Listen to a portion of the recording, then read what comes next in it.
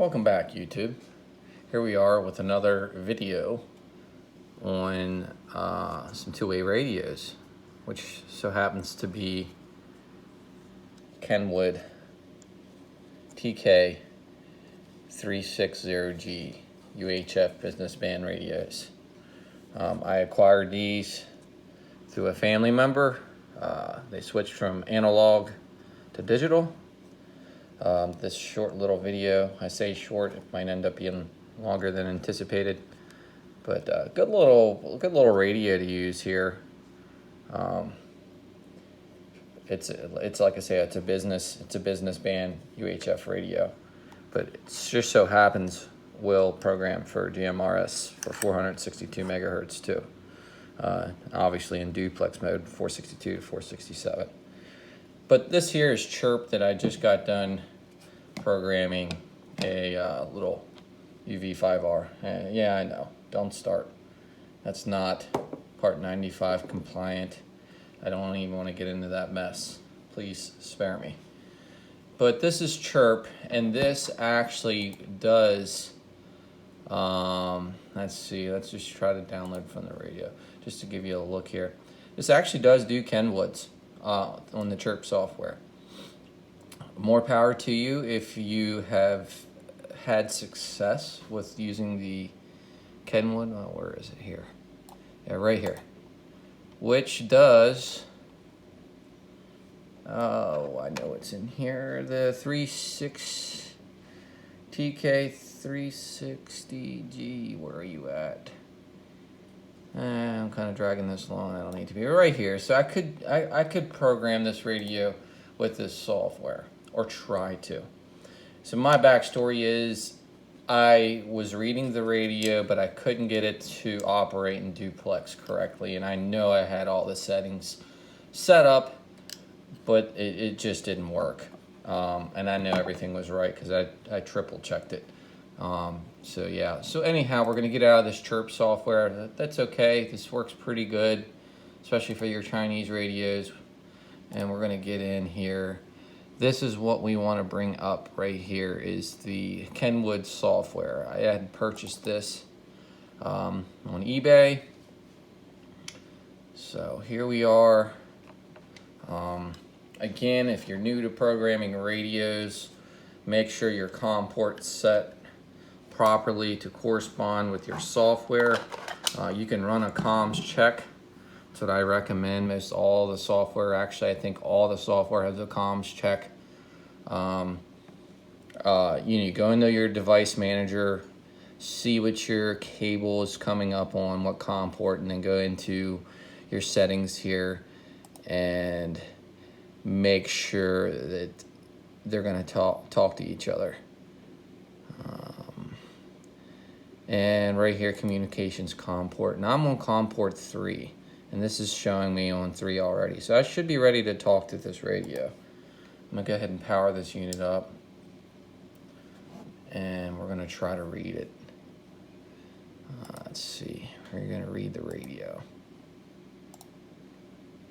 And I am talking to the radio. You can see the light flashing there. This newer stuff reads so fast.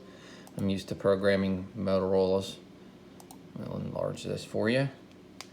All right. So, as you can see, I only had 3 channels on here. Try to adjust the camera here. So 3 channels on here. And all I'm going to do is keep it basic because this is for a family member who doesn't use radios too much, so they won't be simplexing. They are basically going to be talking through our repeater, our family repeater, which is probably about a 15-mile coverage radius. We're right up against some mountains here, but we talked to about 25 miles away in some areas so far, running a Vertex 7000 some 1/2-inch hardline and a CommScope DB404 antenna, and it's a pretty good setup. Actually, we have a backup machine too.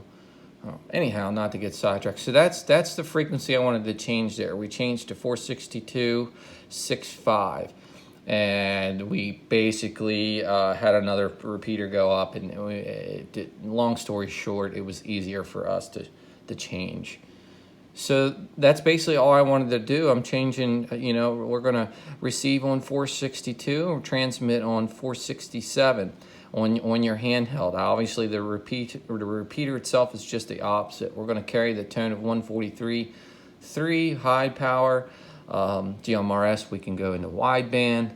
If you're not in wideband and you ever program one of these radios, you'll notice, because it'll be like you're down a long, narrow hallway. Your voice, the audio will be very low. So that's a good indication that maybe somebody you're listening to is on low band. So we have a backup. Our backup machine is right here. Okay, so that's on channel 2. This channel is going to be inactive. Everything's going to be inactive on this channel.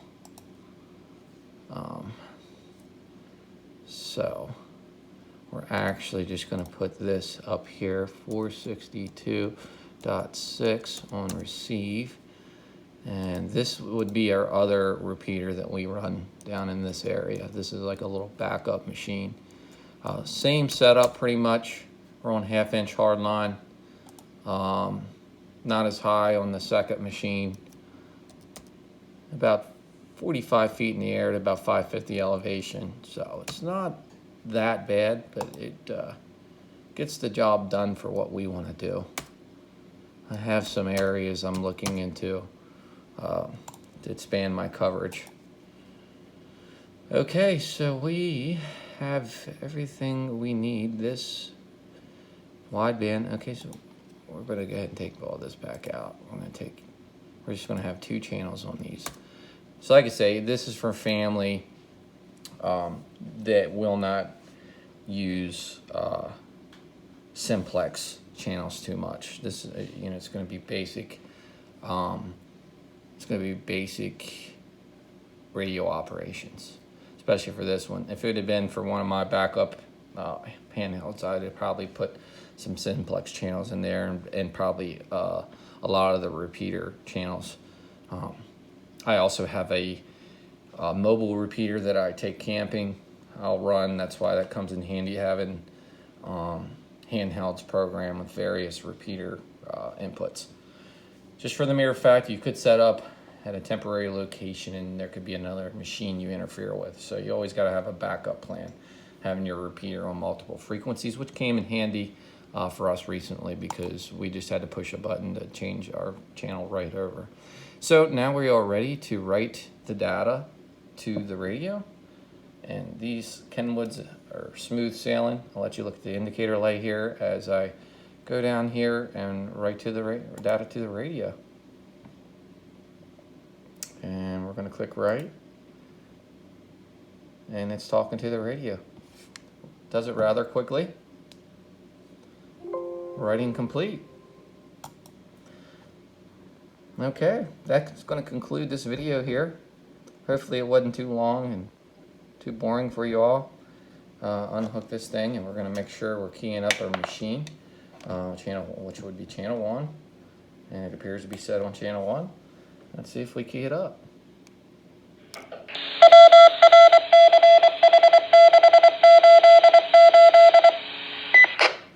There you have it, folks. Thanks for watching. Any questions or comments on programming these radios or any other radios running the Chirp software, I can help you the best I can. Also have some knowledge on some Motorola radio programming too, so feel free to drop any comments below if anybody needs some help out there. Thanks for watching.